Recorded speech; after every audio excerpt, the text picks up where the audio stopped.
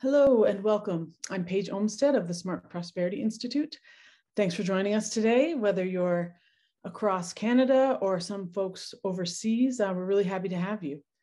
We're going to get started. I'm going to be sort of the host and moderator today, but we're really excited to have a panel that includes Michelle Molnar, that includes Professor Kai Chan, and includes Frank Brown, to have a really interesting discussion about the issues of valuing nature and how we value nature. I'm going to provide a bit of an overview on how the day is going to go, but first I would like to start with a land acknowledgement. So I'd like to begin by acknowledging the Indigenous people of all the lands that we are on today. While we meet virtually, I'd like to acknowledge the importance of the lands that we each call home. We do this to reaffirm our commitment and responsibility in improving relationships between nations and to improving our own understanding of local Indigenous peoples and their cultures. From coast to coast to coast, we acknowledge the ancestral and unceded territory of all of the Inuit, Métis, and First Nations people that called this land home. Please join me in a moment of reflection to acknowledge the harms and mistakes of the past, as well as where they are ongoing, to consider how we can each try to move forward in a spirit of reconciliation and collaboration.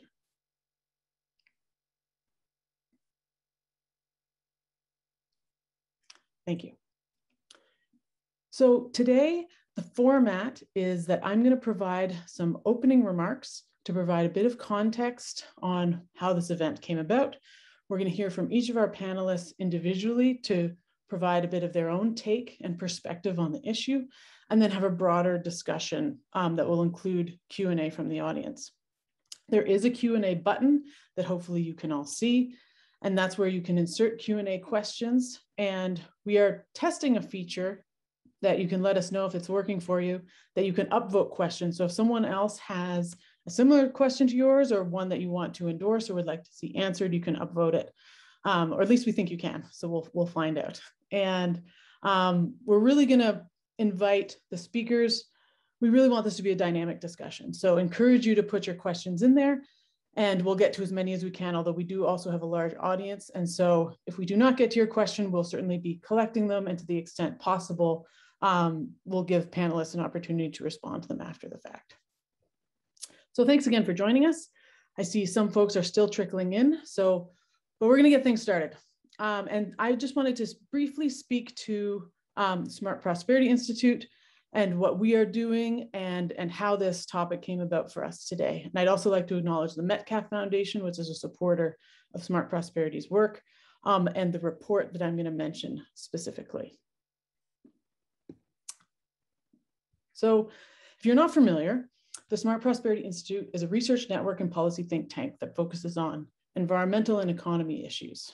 Our work is really grounded in the idea that a thriving economy is possible when we're also acting in environmentally sustainable and resilient ways. To make this case, we're often building an evidence base to demonstrate how decisions that restore and protect ecosystems can also have beneficial economic outcomes. We know that many of these benefits are indirect. We think about things like urban parks. We all understand that they can improve air quality, reduce the urban heat island effect, and we can actually measure that this leads to less hospital admissions, less morbidity, and less even death. And yet we understand that provincial health budgets are not necessarily connected to supporting what happens at the municipal level in terms of parks and recreation. And in an agricultural context, we understand that there's all kinds of management practices that can take place on a farm that can be beneficial for the environment, but that can come at the cost of productivity. So it's only once we are actually accounting for some of those co-benefits, such as improved water quality, soil carbon sequestration, pollinator habitat, for example, that we capture this sort of fuller picture of the benefits that nature can deliver. And it's possible that if the right incentives are in place, that those natural benefits that we can promote doing those types of activities.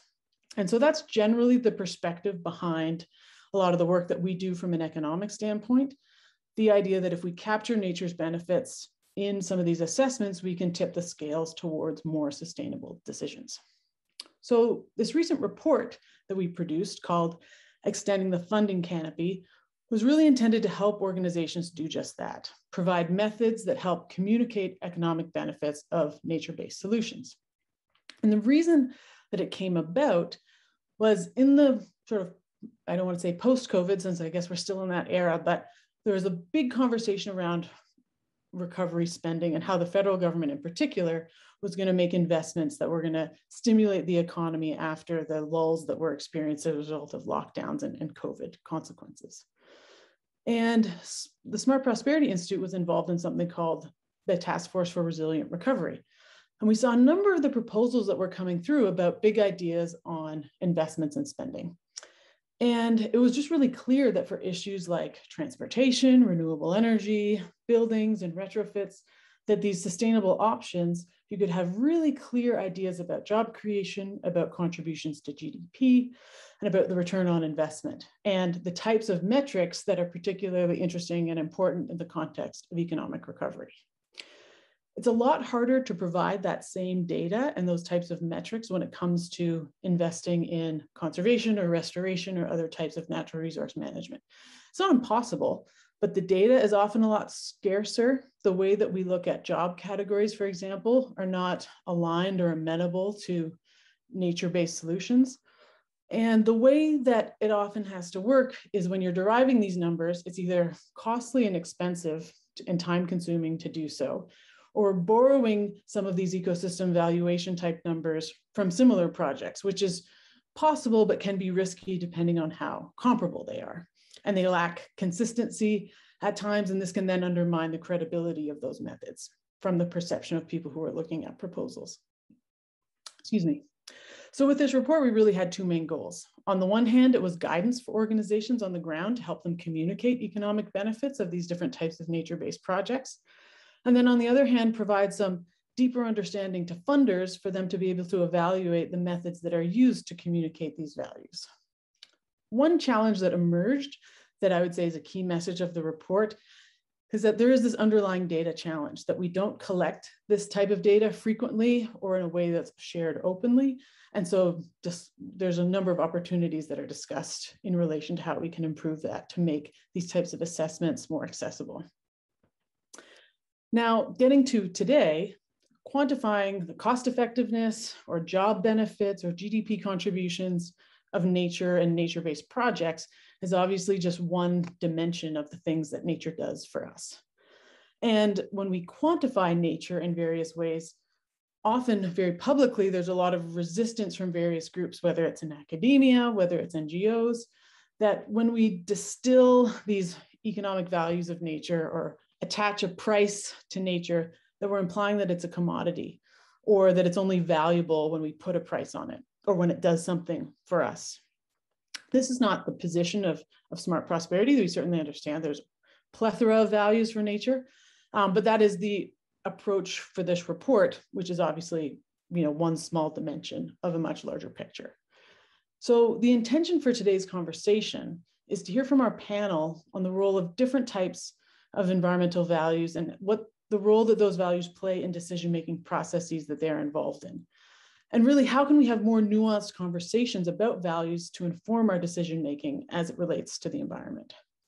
So I'm first going to turn to Kai Chan, the Canada Research Chair in Rewilding and Social Ecological Systems at the University of British Columbia. Then we'll turn to Michelle Molnar, the Technical Director of the Municipal Natural Assets Initiative, and the third panelist, Frank Brown, the Senior Advisor to the Indigenous Leaders Initiative and Hereditary Chief of the Heiltsuk First Nation, to discuss their perspectives. So I'll first turn to Kai, and in the chat, you'll see their longer bios and understand that these are all very accomplished and interesting people, but we really want to hear from them. So I'll turn to you, Kai, first to speak to some of your experience and views on this space. Wonderful, thanks, Paige. This is a fun conversation to have. I'm really thrilled to be having it with you, Paige, and also Michelle and Frank, who I've just met. But for myself, my perspective on values has changed a lot over the last 10 years. And a bunch of that has been on a journey with both Michelle and Paige. So I look forward to continuing it also with Frank here. It was a bit over a decade ago that, I guess it was 15 years ago or more actually, that I really started working on ecosystem services with the notion that improving our accounting of the values of nature ought to improve environmental decisions. And right from the beginning, it was pretty clear that we were missing out on a whole bunch of non-material values, or that they were being integrated, but they were being integrated in ways that didn't really reflect the nature of those contributions to people's lives and their well-being. So I worked for several years also with my close colleague, Terry Satterfield at UBC, and a team that was actually quite international on the idea of cultural ecosystem services. And we really worked to help get the idea out there that some of these values actually really aren't well treated by monetary valuation, that they're not mediated through markets normally. And so asking somebody how much they're willing to pay to maintain their spiritual connection with nature, or their identity as it relies somewhat on nature, or their heritage values that, you know, transcend their own individual identity and include their identity as a people, that just, it's actually disrespectful in some cases, and it can never properly represent that importance. And from there, we started realizing that actually the whole way that we're talking about values is being confined to a space that is, in a sense, kind of sterile and misses out on the richness of those kinds of reasons that nature matters. And so back in the beginning of the Intergovernmental Platform on Biodiversity and Ecosystem Services, they were having a conceptual framework meeting to orient all of their work. They were talking about instrumental values associated with ecosystem services. And then there are these intrinsic values that are just about how nature matters separate from humanity. And I realized that, you know, we'd also been talking about another kind of way of thinking about values, which are preferences, principles, and virtues about our relationships with nature that go beyond just what nature does for us or its independent value, that are actually about how we care about what we do to nature and how we exist with nature in that relationship. So that idea of relational values managed to gain traction in those circles, and has really led to a lot of both my work and then also work within IPBES and then outside of IPBES since then. And this, I think, in a sense, kind of culminated in the global assessment, where in that context, we had a lot of folks. So this is the global assessment of IPBES, or the Intergovernmental Platform on Biodiversity and Ecosystem Services. It was also called the UN Nature Report from 2019, the one that brought attention to the fact that up to 1 million species are at risk of extinction due to human activities. And in that report, we had a lot of requests to do economic valuation. We also had requests from people wanting us to point to the need for value change in order to shift towards more transformative pathways. Now, there's a very long story here, but to cut that long story short, we actually found lots of evidence that values are indeed really crucial in that transformation towards sustainable pathways. But what we found, in a sense, to contradict that call to recognize the starting place of changing people's values, is that for the most part, the values that are necessary to spur a pretty sweeping change in society and our economic systems, political systems, governance systems, et cetera, are actually already there. And the challenge, as we identified it there, was to help enable people to express those values in their daily lives. And so really now that idea, I think, puts a different place for the notion of values in this conversation about environmental protection. And it's worth saying that it's not a totally separate idea, right? Like, valuation of nature is directly connected to these values about nature in ways that are complementary and sometimes in tension, where when we have these conversations about reducing or representing nature's value in monetary terms, even if we don't intend it, sometimes those efforts can displace these conversations about our deeper connections to nature. And I continue to stumble into this myself in my own work, where, as just one little anecdote of that, We had been working on the west coast of Vancouver Island in the system with kelp forests and sea otters for more than a decade. And we had several important pieces that were coming out of that, including some that were trying to characterize how sea otters were actually affecting the material benefits, the market-mediated benefits. So fisheries, for example, also tourism. And we had other ones that were addressing these other more intangible aspects of values that we thought were at least equally important. But in publishing those pieces separately, we got a lot of flack, including from First Nations who saw the publication of this piece saying that, oh, look, there's a net economic benefit to sea otters, as somehow disregarding those other values that we had several other papers trying to characterize. And it was something that, in a sense, really stung for us, because it painted us in a particular way as aiding and abetting this effort to promote economic valuation as a solution where we don't actually believe that that is a sole or even perhaps primary solution, just an important piece of a toolkit. So I think there's a lot more to say, but I think I'm probably over my 5 minutes. So I'll just stop there and turn it over to the next panelist. Thanks so much, Kai. Look forward to continuing this conversation, but for now, I'll flip it over to Michelle, who's going to speak a bit on her experience on the ground dealing with some of these issues in decision-making. Thanks, Paige, and thanks, Kai, for those thoughts.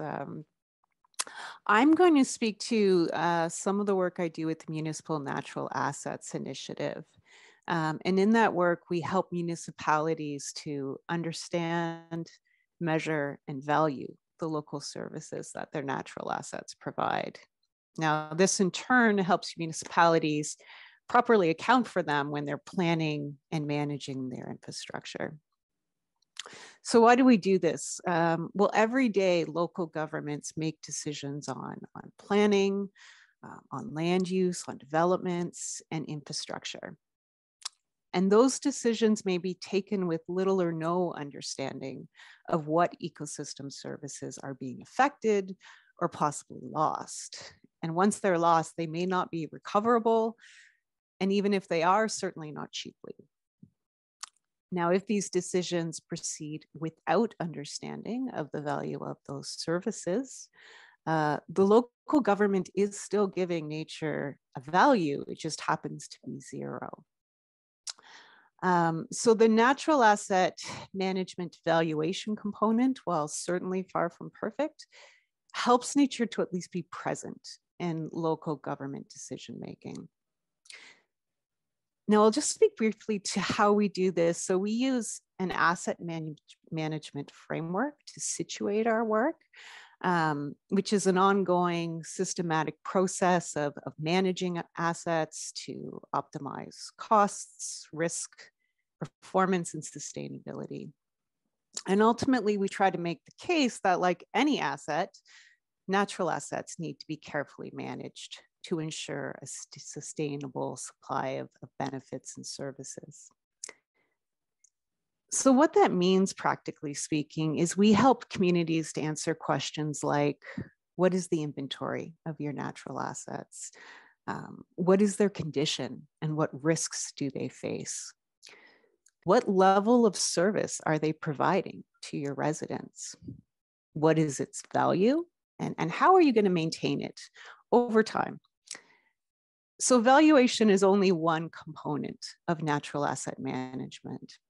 And I'd say that even if we fully understand nature's services and never attach a dollar figure to them, we'd be miles further ahead than we currently are now. When we undertake a valuation, I'll just flag 3 key considerations that we keep in mind. The first is the audience. So the first question is value from whose perspective? So our valuations are really from the perspective of local governments. So we aim to understand the replacement or the avoided infrastructure costs related to that audience, completely recognizing that the same service can be valued very differently by different groups. Secondly, how are you going to use the results of that valuation? So from an asset management perspective, results need to be accurate enough to inform management, planning, and financial decisions.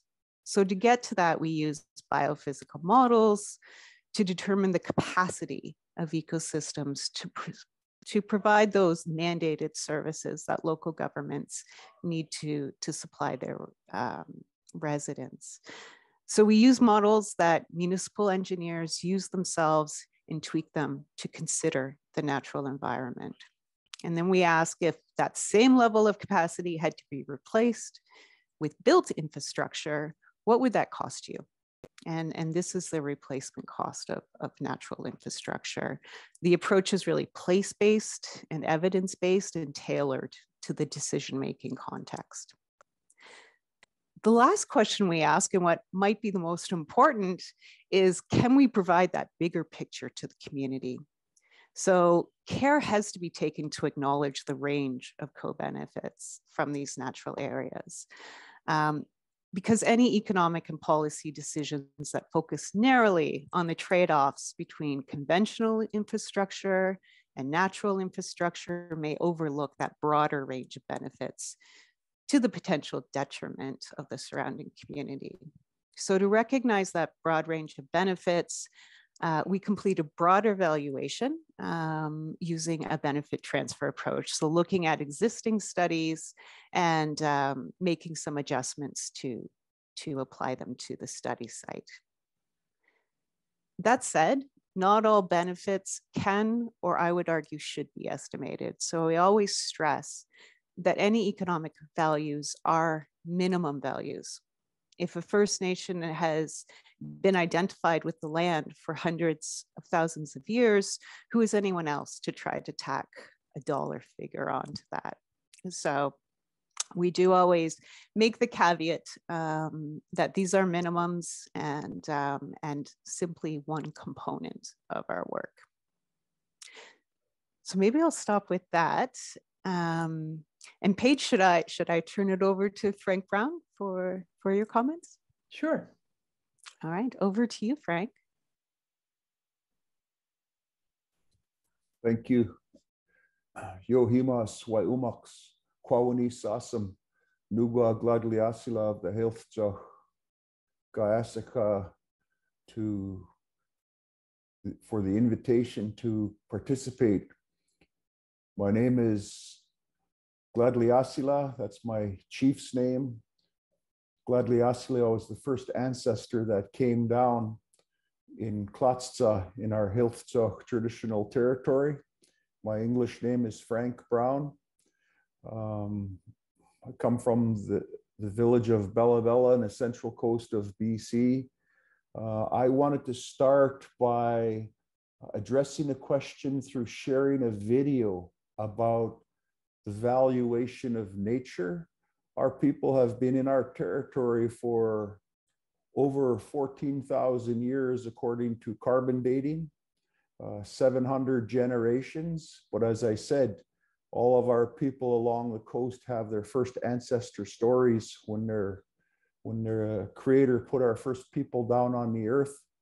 And we've learned a few things over that time compared to, you know, nation states like Canada being 150 years old. And so I would like to share this video about how our people work in balance with nature.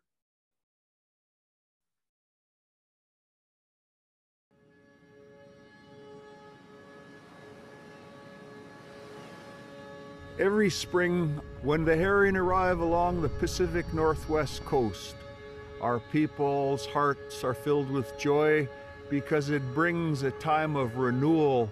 Families gather to harvest a herring roe.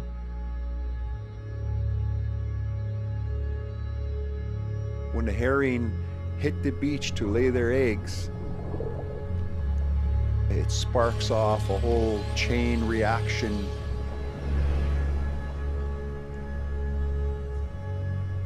The bears and the wolves come out of the forest, the whales, the birds all come to enjoy the bounty of the herring. Everything depends on that herring to maintain its life.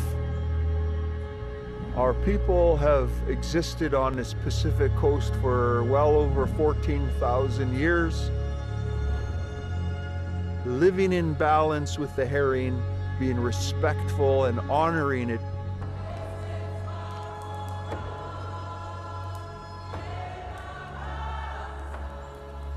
The Hilftzoch herring roe-on kelp fishery, unlike other fisheries, does not kill the herring.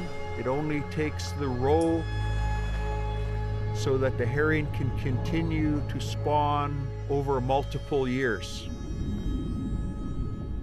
The method of fishing that we use has been passed down for multiple generations. We lay our kelp out with lines and we anchor the kelp down, and herring come and lay their eggs. When the spawn is thick on the kelp, we pull it out.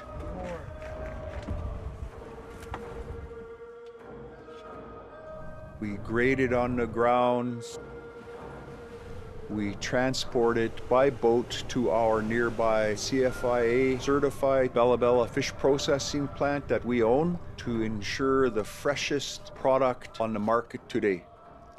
This is one of the most healthy foods that you could consume. Very rich in omega-3s, tremendous source of protein, harvested in one of the most pristine marine ecosystems in the world.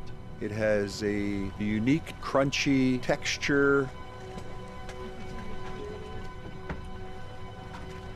Buyers prefer the golden colored roe that comes out of our coastal waters. Our people have been trading herring roe-on kelp with our neighboring tribes for thousands of years. We want to share with other people the opportunity to renew their bodies and their minds and their spirits. People get to enjoy and benefit from this culinary experience, but it's also supporting the well-being of our communities.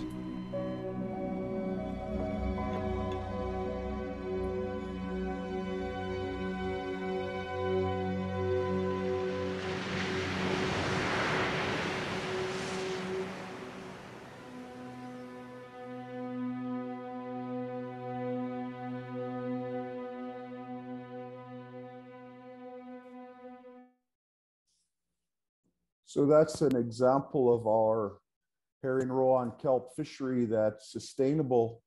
Our people observed nature and then they worked within its limitations.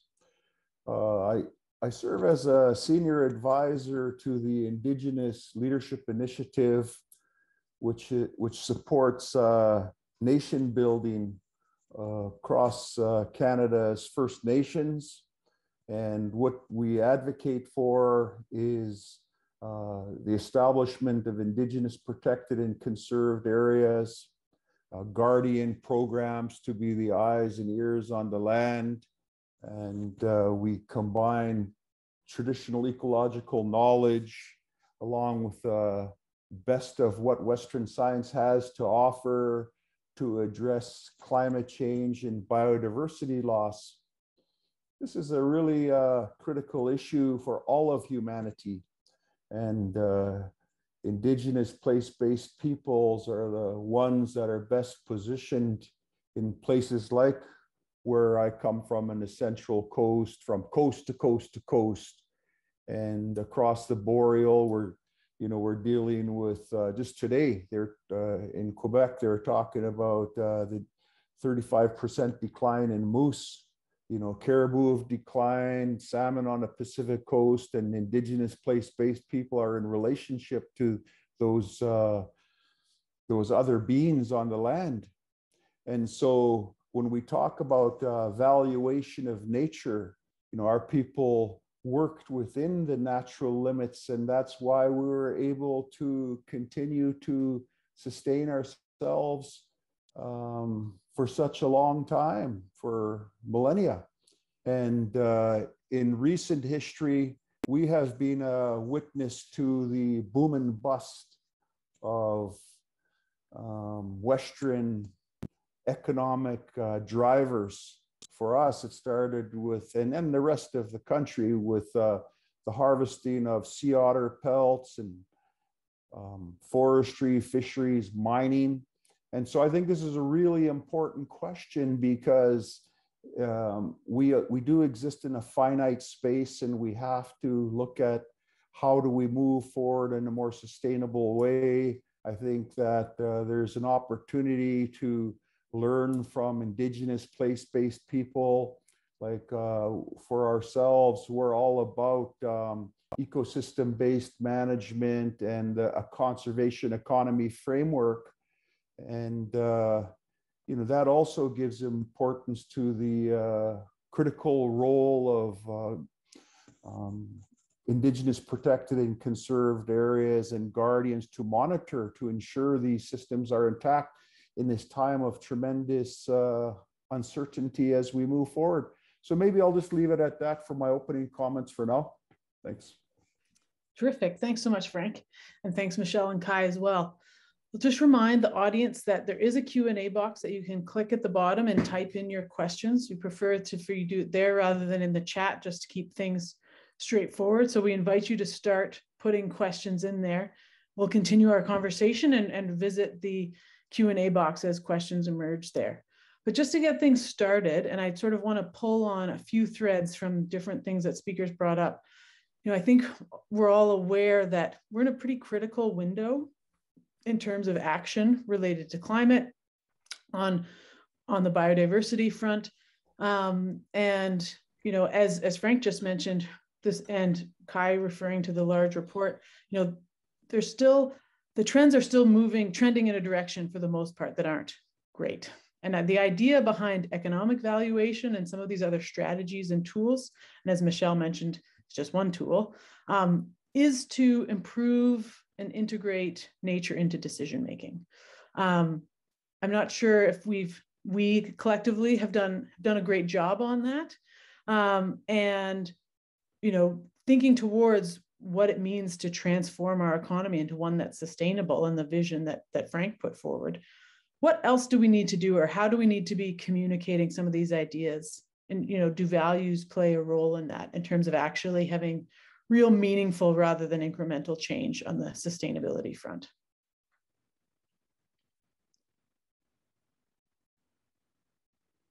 And I'll invite anyone to jump in. Okay, yeah, I'll take a stab at that first.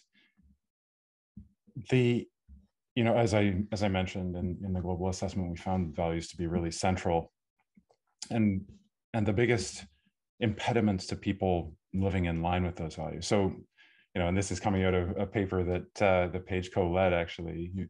One of the values that people hold most strongly in relation to nature is this idea that we have a responsibility to protect it, in part because when we pollute or degrade the environment, it can harm other people.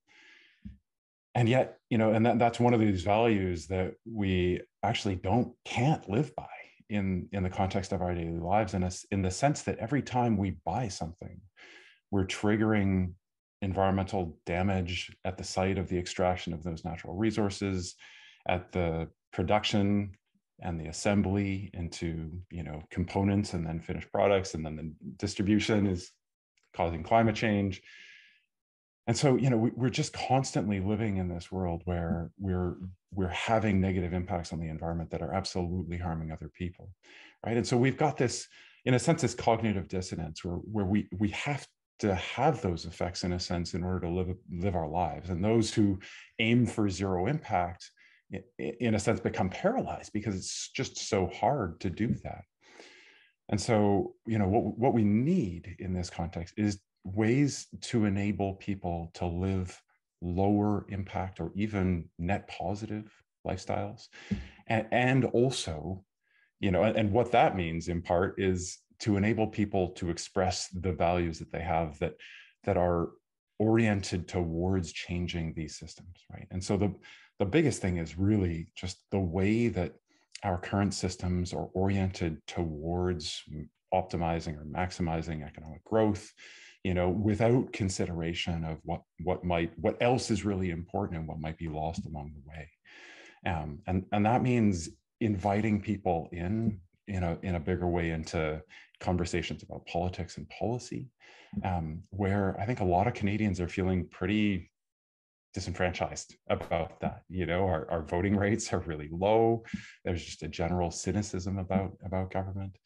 And so I don't mean this to all be about a plug, but we're working on exactly those fronts in an initiative that we're just about to launch in about a month on Overshoot Day, which is startlingly on March 13th, which is called CoSphere, for a community of small planet heroes. And the idea is just exactly that. It's to provide this community as well as the resources to help people to see how they could act on their values in order to change systems, in order to make it possible for all of us to live in a way that is consistent with that kind of value of environmental responsibility. So, we've been thinking about this for so long, and it's been something that we've been working on, over the years. And Paige has actually been a really key part of that over the last 10 years. But yeah, we're interested to see where it goes and how it evolves. Michelle or Frank, would you like to add to that? Michelle, I see you're willing. Yeah, thanks. I completely support what Kai, his comments there. I would maybe just add trying to get out more. I think that we're increasingly disconnected from the outdoors and from natural areas. Most of us live in cities now, and often we don't understand, where our food comes from, where our source water is. So I would really encourage people, and I think that during COVID, many have recognized that time outdoors does start to build that connection. It does improve our health, but encourages this appreciation and understanding of nature and the broad range of benefits we receive from it. So I would really encourage people, because I think that's the first step, is to start recognizing for yourself your own attachment and connections and reciprocal relationship with the world surrounding you. Thanks, Michelle. Yeah, I think probably most people here and people that work in the environmental field, are in it because we have a passion. It's not because I like spending time outdoors. It's not that I get really charged by the idea that a wetland could be valued at $1 million. It's about thinking about the way that we engage with nature. And I think, to your point, Kai, harnessing those connections and figuring out how to leverage those connections when it comes to translating it into decisions. Frank, were you going to add something? Yeah, it's just about the parks and creating of these spaces and putting a value on them. We got to remember the colonial history of this country and how it basically pushed the native people off of those parks so that it could create the space for people to go and have that experience. That has to be addressed if we're, that's the truth of it, moving toward reconciliation. And we were silenced. Public policy was weaponized against our people. And so, residential schools, all of these things that have impacted our people, but we've been very resilient all through time. We've stayed the course to stay alive through so much. We experienced climate change before. Our people were here when the ice covered North America, when the saber-toothed tigers roamed the earth. It's proven out at Trickett Island, out by Hackeye Pass, southwest of our village. And so, in that time, of change, like we say, our luhui, our source of power, and our guilas is our laws. and to ekila is to take care of the land and the sea. So, you know, the removal of our native languages that provide specific direction to the very issues that we're struggling with today informed this whole question of sustainability. And then the value that came in was, this is going to go on forever. Timber and fish is going to go on forever. And it didn't. We annihilated it. And like, we've got physical evidence, clam gardens, fish traps, controlled burning, this row-on kelp fishery as actual physical examples of models of a sustainable process that perfectly aligns between the economy and nature. You know, the only difference now is money. Before, it wasn't money. It were there. We you know, we had a commerce and trade, and then money became involved in that. But I think that there's something that we have to consider and we have to look at, and how we navigate forward. And these things need to be given proper consideration, and people need to give Indigenous place-based people the space to be able to contribute. You know, we need support. We need allies to advance this conversation, to be able to look within that. It's sort of like looking back in order to move forward. It's not being backwards, because that's what was projected on us. You're backwards people. You have to be educated as Westerners. No, there's something that we have to offer. And that's what I'm here to contribute and share. Thank you. Paige, I wonder if I could just add to Michelle and Frank's great points there. One of, you know, I, as a professor, I tend to almost always answer questions first in the very abstract. And I think it's helpful to get really concrete on these issues. And Frank is totally right that, you know, that the introduction of money in commerce, trade has been really important. And then, but it's also all of the kind of governance infrastructure that goes along with that, right? So it's also the fact that we are measuring progress in terms of economic growth, right? And not in a way that is including the depreciation of natural capital or any other way that you might conceive of the damage of environmental deterioration. It's also problematic in, you know, in very mundane policies that we just take for granted, like environmental impact assessment, for example, where the normal way of doing that is to account for the economic benefits, and then only if the environmental damages are deemed to be significant, which is, you know, actually a pretty fraught process, to then consider whether those economic benefits outweigh those environmental damages. That leaves out all of these other kinds of attachments and connections that people have, those intangible benefits that people derive from nature. And so, you know, these are all the kinds of laws and policies that we can change in order to enable a better representation of nature's value in everything that we do and in the decisions that the government makes. Thanks, Kai. There's some great questions coming through, and some that are being upvoted that I want to make sure we get to, and that are building on this conversation. The first is from Fred McGregor, who says, I see valuation of ecosystem services or resources as a concession to capitalism and a system of white supremacy. I understand the need to or move to assign values in economic terms, but curious to know if the panelists feel we're missing a lot by following this process in order to compete with other economic interests. I think you've all sort of reflected a bit on that already, but if there's anything you want to add, feel free to do so. And it links to the next question as well, in terms of the way that the world is currently operating and some of the ideas that are being put forward.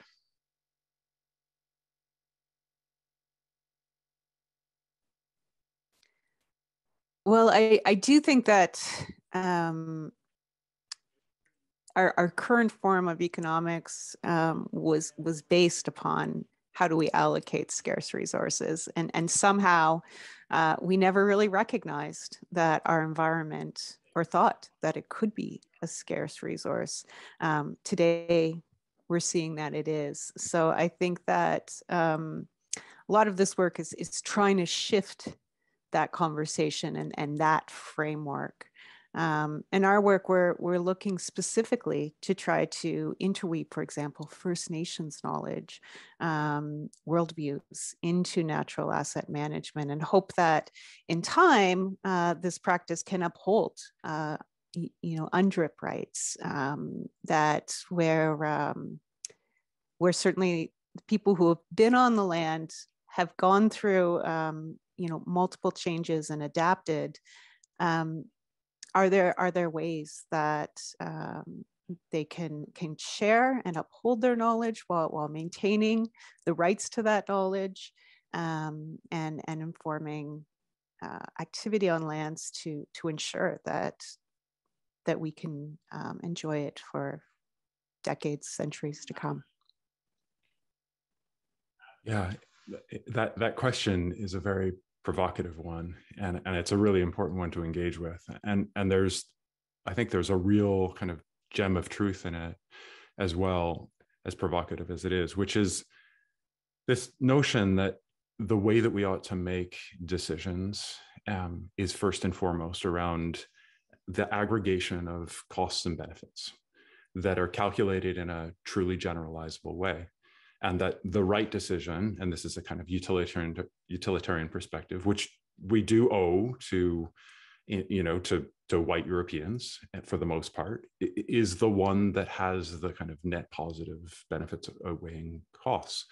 And to Frank's point, many Indigenous peoples did not make decisions in that kind of a way, and arguably, they were much the better for it. Arguably, the reason that they could live in the same kind of way for 14,000 years on the same patch of land is because the first operating, the first kind of principle of decision-making in many cases was, is this something that we can continue in perpetuity? Or for, in some cases, for 7 generations at least, right? And so I think it's absolutely right that if we see economic valuation as being associated with this decision-making that puts the adding up of costs and benefits as the first decision-making principle, then absolutely we're surrendering to a system of knowledge and power that prioritizes basically the erosion of environmental values for the sake of relatively short-term gains, with the notion that we can then take those gains and invest in something else.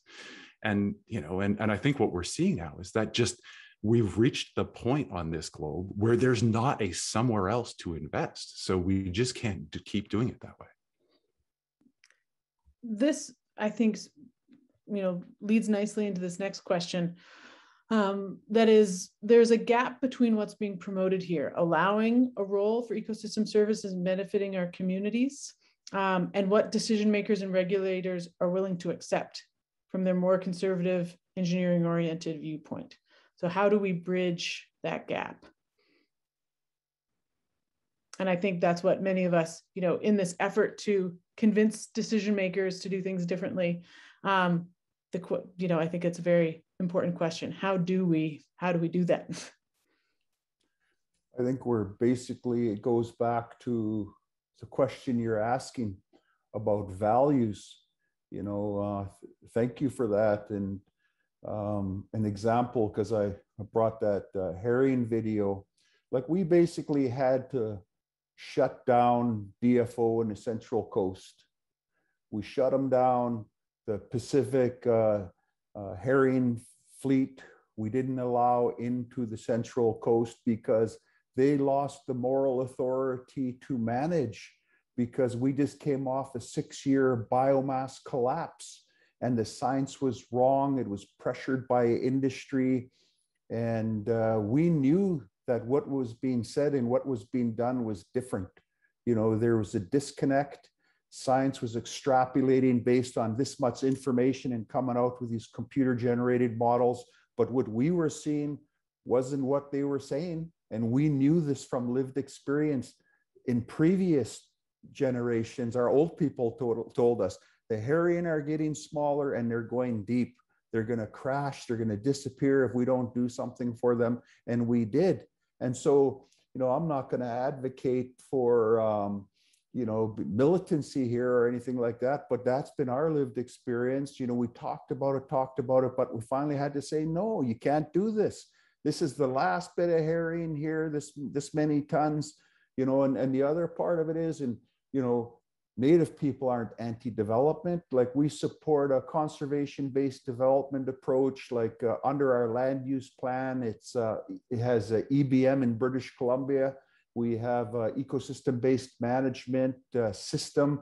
And if people want to come in and do work, then I use this metaphor of a decision tree. They come to leadership, they go to our stewardship office. If it complies with that, then it goes over to economic development to have a conversation about how to move forward. So that's as an example of how we can work in a collaborative way, but it really does go back to values and the absolute necessity for that societal shift for all of us, not only for ourselves, doesn't matter what our ethnicity is, it's for our future generations. And if people who have rights and title are being run over by corporate interests, then what hope does the rest of society have? We've always been on the front line of this struggle, and it's tiring, it's exhausting, but it's our responsibility as well. So it's almost a paradoxical existence, because we're the most marginalized, but at the same time, we're thrust into these positions to say, hey, what the hell is going on? Why are we doing this? And so, but we are navigating a path forward. This question is such an interesting one, Paige, because there are folks that are ecological economists that see themselves as pushing the frontier, as pushing against conservatism, where the status quo is not really to include environmental considerations at all, right? And so for them, including ecosystem service valuation at all in decision making is like renegade. It's really controversial. It requires change within economics and within governments. But I think Frank's point is that that's not enough, right? And that however we're going to make these decisions, really, I think you can pin the failure of DFO in that case on science that was divorced from real contact with this place, right? They were measuring particular things, and those particular metrics, without consideration of size and depth, as Frank was saying, led them to incorrect conclusions, right? And we're going to see this over and over again, that if we ignore the experience of people who are on the land and in the water and who've been there for generations, then we're going to just keep making these same mistakes. So it has to be a co-management approach. Thanks, Kai. I'm going to link a couple comments together for this next question. And as we have a bit of time left, but not a ton, moving towards this kind of, proactive approach for moving forward. And this question from Christy is, as a communicator, writer, editor, I wonder what you think are the most effective ways of reaching the general public or electorate on this and helping people to care or making people care. Traditional media and social media seem to be preaching only to those who are already interested. How do we reach a broader audience? And before we address that, there's another specific comment for Frank that said, you use the word conservation economy. These are powerful words that might resonate broadly. Could you talk a little bit more about that? And I wanted to link those, since we're talking about what are these messages that might resonate to a broader audience. So Frank, I'll invite you to comment perhaps on the conservation economy first, and then move to Kai and Michelle. Well, it's just, it goes back to our Guilas, and as I said, our Luhui. Our source of power comes from the land and the water and the resources. So we are in a symbiotic relationship with those resources. So we have to look after them. And so that informs our governance process, our laws, and it's thrusting it into the modern times. And so because of our unceded title, we've been able to negotiate with government on the land around how things are done, like as examples, making sure that you can't log right down to the river You have to have riparian zones. Now that's a part of, and before anybody gets any permits in our territory, we have to sign off on it. And we ask the question, does that comply to ecosystem-based management? So it's, it's not perfect, but it's an example. It's a demonstration of the possibilities of what can be done, but it's going to take sacrifice on all of our parts, because our resources are finite. And it keeps going back to again, I'm going to say it again, the point of values, the mental shift that society has to make in order to be responsible. Because at one time people came here and they thought they were going to make their fortune and leave. Nobody's leaving no more. Well, in the Delgamuukw decision, it said we are all here to stay. And so how do we work together in a collaborative way? And, meanwhile, the Wet'suwet'en are on the front lines, and they're being criminalized for protecting their land when they won a Supreme Court decision. We won a Supreme Court decision called Gladstone, which recognized our commercial Aboriginal right to harvest and sell herring roe on kelp, which was before BC joined Confederation. And then, so that's where the conflict comes in, is the difference of values, the status quo of just destroying all of the herring, males, females, immature herring, as an example. But how do we come together and agree? I think that's the space that we're going to have to work really hard on, is and not like some people do see us as just being anti-development, but we're not. We're saying, how do we move forward in a more sustainable way, and then work with allies that are doing that? And my last point about the media, I mean, look at the news. I mean, mainstream news, the fires, the decline in salmon, it's everybody knows this is happening to us. But that's why we have to show leadership. And I want to thank you all for supporting this work and taking initiative to do something about it. And we just got to keep working it. Thanks so much, Frank. So the communications question is always a hard one. We do tend to find ourselves in bubbles where our views are being reflected back to us. I think that what I can offer is the work that we've been doing at the Municipal Natural Assets Initiative. We've been engaging with engineers and planners and finance folks, by having that really multidisciplinary approach. It's allowed us to communicate with, perhaps not your usual suspects, folks in the environment and sustainability departments. So certainly when we've brought some of those other disciplines on board and departments, that's been really helpful in kind of moving this just out of an environmental or green initiative to show them that this is actually much broader than that. And the other thing I'll say, just in terms of, kind of wider reach, certainly stories. We all love to hear stories. So as opposed to speaking to, very technical points, telling a story is usually more engaging than dry facts and figures. Yeah, I agree with that. And I like this question. I also would entreat anybody who has a good answer to it to come forward and share it, because, we're trying to figure this out.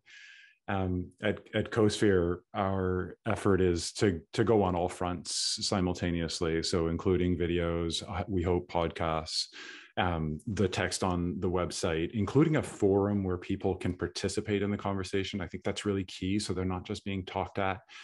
And also the stories. So one of the main kinds of blogs that we have on CoSphere is people's personal stories about their paths through this to get to this point of recognizing that, just like our individual private efforts are not enough here, that we need something more than that. And then their ideas about what that looks like. So yeah, we're still trying to figure it out, and anybody has nuggets of wisdom, please share them. Thanks. We're getting really close to time here. And so I'll just give the speakers each an opportunity to have any parting remarks. You've all made really, great comments. And I think it's this broader question of, I don't think it's rocket science in the sense that we understand what needs to be done. And Frank in particular has put forward some models demonstrating in his own community about what, sustainable resource management or a conservation economy can look like. And it's a matter of bringing folks along, be that the general public, be that elected officials, be that the different communities we engage in, to think about what that looks like in our communities. And, I think a thread that has come through is that sense of connection. When people are in a place and are going to be there their whole lives, and pollution or development or what happens to that land has consequences to them and to people that will come after them and their families and communities. There is a fierce sort of protectiveness and that sense of responsibility that Kai raised. So there's a bunch of questions I realize we did not get to, but thanks everyone for coming. I'll give the speakers the last word. And if you don't have a last word, but there was a question that said, you speakers are beyond inspiring. What keeps hope alive for each of you, especially in these dark days? So if you can have a parting shot, or if you'd like to speak to that point, I welcome you that as well. Maybe we'll start with Michelle. Sure, thanks, Paige. So I think, as a closing comment, I'd say we certainly are still figuring this out and working to refine and adjust it over time. But one thing I'd say is that this work is as much about the technical aspects, the templates and the models, as it is about people. So certainly ensuring that all those voices and values are heard as we're having these discussions about how do we shift, our society, our values, our economy. That all those who joined feel free to speak up and have their voices heard.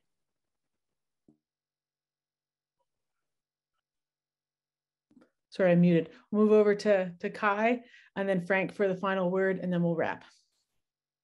Yeah, I think that I'll just end by saying, I think that in this conversation about environmental values and valuation, we're left in a sense with this like apparent choice between taking an approach like what Michelle is doing, where we're integrating the values of pieces that are getting degraded, where those values are completely missing, into decision making, or we try to change systems so that that they are already better reflecting, that they're designed to better reflect those values from the beginning.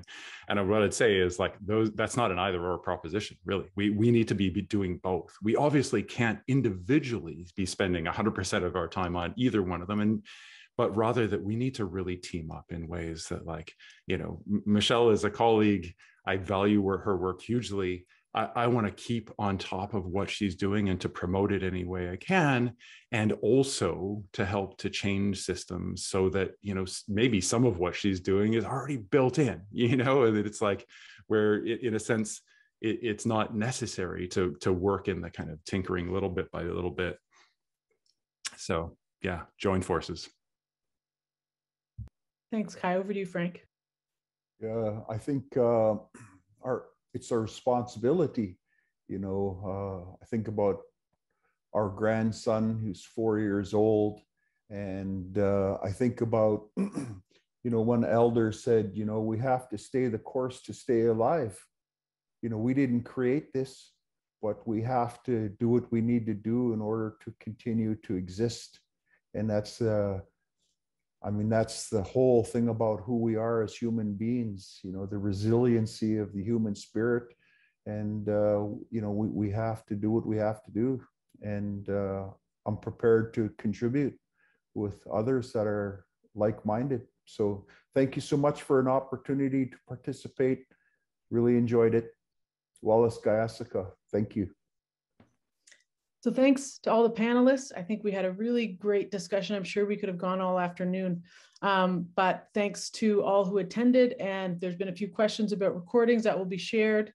and made available. So when you want to revisit this to think through some of these ideas, you're more than welcome to, and invite you to join us in the future in different types of discussions of this nature. But thanks so much, everyone, for today. I think this was really, really informative and really thought-provoking. Thanks so much.